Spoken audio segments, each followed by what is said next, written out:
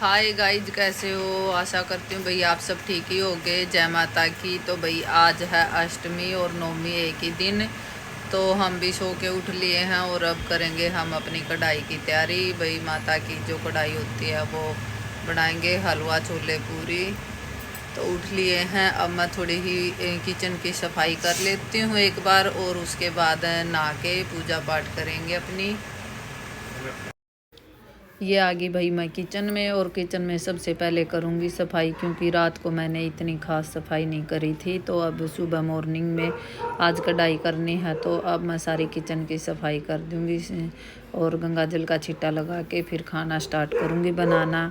तो भाई देखो, थोड़ा सा टाइम तो लगता ही है मॉर्निंग में। तो ये मैंने उठाया है टॉवल किचन का, और सारी किचन को गैस को अब साफ़ करके, लेंटर को साफ़ करके अच्छी तरह से, तभी फिर नहा के आऊँगी, फिर खाना बनाऊँगी मैं। तो ये गैस पे ना थोड़ा सा रात को पता नहीं क्या बनाया था बच्चों ने, वो थोड़ा सा उसके छिट्टे वगैरह रह गए थे। वैसे तो मैं रात को ही सफाई करके सोती हूँ, परंतु बच्चों ने कुछ बनाया था, तो उसी वजह से मुझे दोबारा से थोड़ी सी सफाई करनी पड़ रही है। और सुबह जो कि फ्रूट वगैरह लेके आए थे वो, तो भाई सारी गैस को अच्छी तरह से मैं टॉवल से साफ़ करती हूँ। उस गीला थोड़ा सा पानी लगा के उसे साफ़ सफाई का विशेष ध्यान करना चाहिए। और रात को कई बार मच्छर माखी हो जाते हैं, सॉरी, तो भाई उनकी भी थोड़ा सा ये खतरा रहता है। तो इसलिए लेंटर को मैं अच्छी तरह सफाई का विशेष ध्यान रखा जाता है खाना बनाने से पहले। तो आप लोग करते हो कि नहीं ये मुझे नहीं पता, परंतु मैं ज़रूर करती हूँ। खाना बनाने से पहले एक बार दोबारा से सफाई कर लेती हूँ। और इसके बाद आप लोगों को पता ये बनाना है जो कि पन्नी से नहीं निकाले हैं, तो इनको भी मैं उठा के डाइनिंग टेबल पे टोकरी में रख दूँगी। और अपना जो रूटीन का काम है वही कर रही हूँ। सबसे पहले तो ये काले चने भिगो रखे थे माता की व्रत खोलने के लिए। मैं होली हूँ नहाने के लिए तैयार। अब मैं चली हूँ नहाने।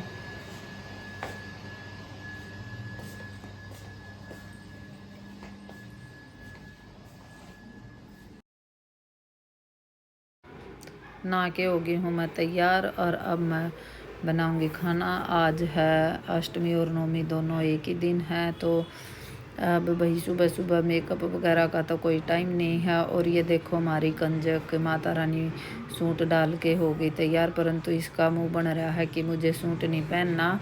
तो मैंने इसको बोला बेटा अच्छा लग रहा, कमेंट करके आप लोग ज़रूर बताना इसको सूट सलवार अच्छा लगा कि नहीं। ये कह रही है मुझे ये कलर अच्छा नहीं लगा, और ना ही मुझे सूट अच्छा लगा, ये ज़रूर बताइए भाई। और फिर इसने डाली है ये ड्रेस पिंक वाली, जो कि इसको फेवरेट है। और अब उसको सुलह समझौता करवा के मैंने ड्रेस डालवा दी है। कंजक को कहती आज मेरा दिन है तो मैं अपनी पसंद के कपड़े पहनूंगी। और ये उसके बाद मैंने दूध गर्म होना रख दिया, और आटे में थोड़े से अजवाइन और नमक डाल देती हूँ, क्योंकि थोड़ा सा टेस्ट हो जाता है। तो वैसे कई लोग नहीं डालते, परंतु मैं जब पूरियाँ वगैरह बनानी होती है तो डालती हूँ। तो ये आटा अच्छी तरह से मला जाएगा, और तब मेरी पूरियों का समाएगा, तब बहुत अच्छे हो जाएगा। कई लोग आटा गूंथते समय दही वगैरह भी डाल लेते हैं, या तेल या रिफाइंड घी डाल देते हैं, परंतु मैं नहीं डालती। अगर हम कई बार जाते हैं तो उसमें हम दूध या थोड़ा सा देसी घी होता है वो डाल लेते हैं। उससे ना टेस्ट बिल्कुल अलग सा हो जाता है, और सॉफ्ट सॉफ्ट पराठे वगैरह पूरी वगैरह बनते हैं। परंतु अब ये साथ के साथ ही खानी है करारी करारी पूरियाँ, तो इसलिए मैं इसमें सिर्फ नमक और अजवाइन ही डाल रही हूँ, और पानी के साथ ये आटा गूंद रही हूँ। कई लोग हल्का सा दूध भी डाल लेते हैं, तो मैं ऐसा नहीं करती। और अच्छा, आप लोगों को ये ख़ास बात पता होगी या नहीं होगी ये मुझे नहीं पता। जब हम आटा गूंथते हैं और आटे के ऊपर जब हम अपनी उंगलियों के हाथ की छाप छोड़ते हैं, तो उसका मेन कारण क्या होता है? तो किसी को पता हो तो भाई कमेंट करके ज़रूर बताना। और जहाँ तक मुझे पता है वो मैं आप लोगों को बता देती हूँ।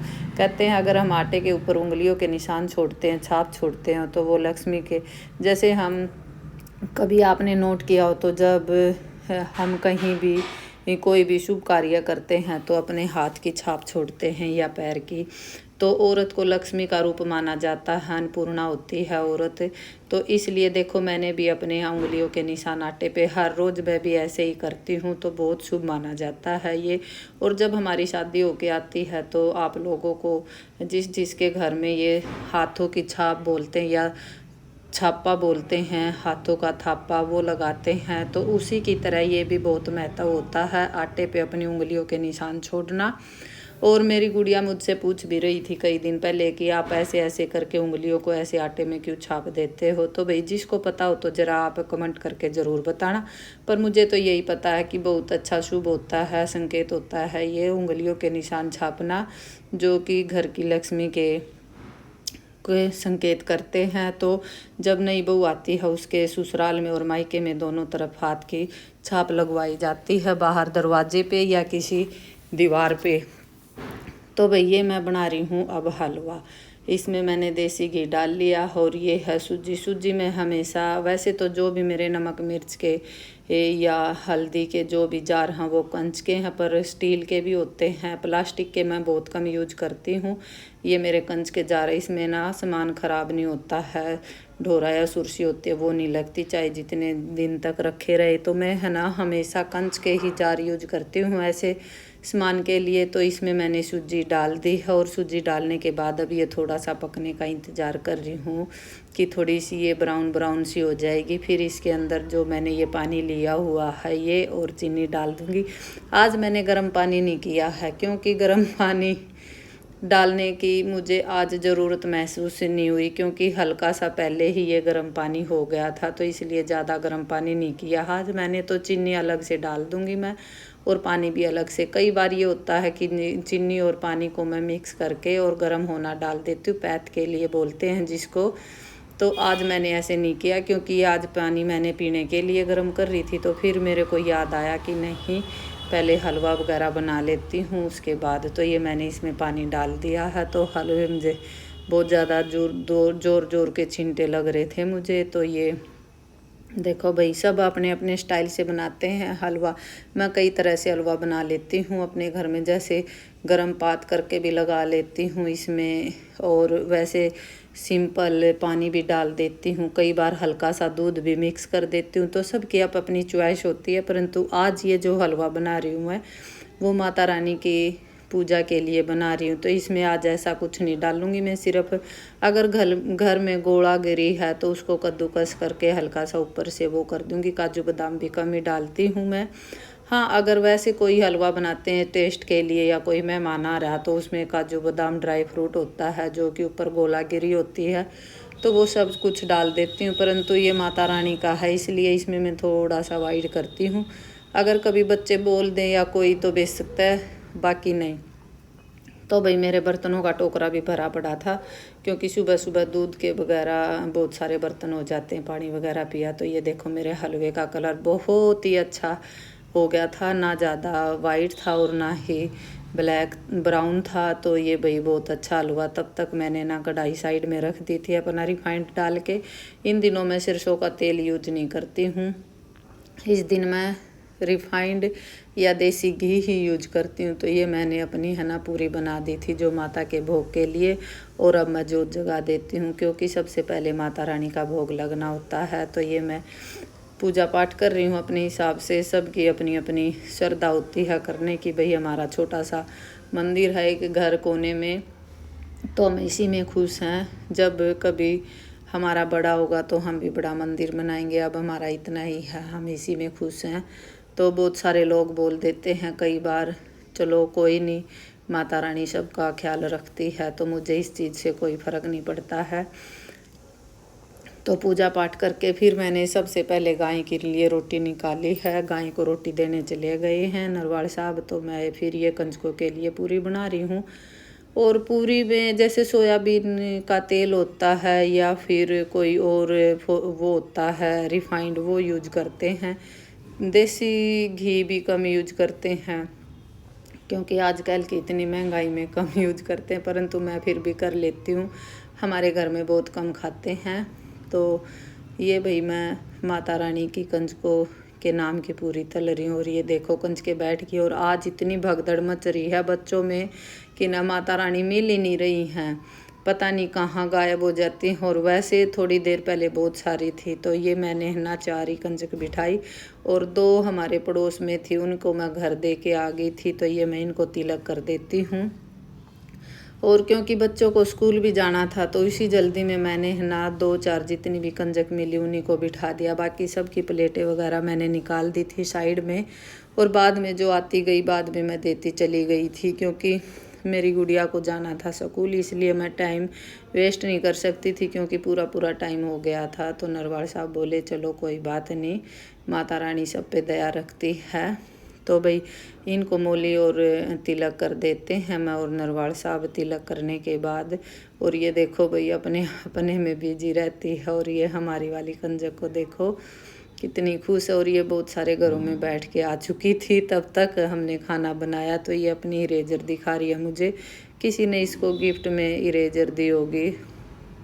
तो देखो ये बच्चे, इसने माला मिली हुई है, पिन वगैरह। आज कंजकों की बड़ी मौज होती है, बड़ी खुश होती है। और सबसे पहले कंजकों की एक बात होती है, प्लेट में अगर खाना आएगा ना तो पैसे पे नज़र जाएगी। सबसे पहले पैसे उठा लेती हैं कंजके, तो सबसे पहले पैसे परस में डालती हैं। मैंने उनको बोला भी था कि कोई ना बेटा, पहले है ना भोग लगाओ माता रानी के नाम का, उसके बाद पैसे उठाना।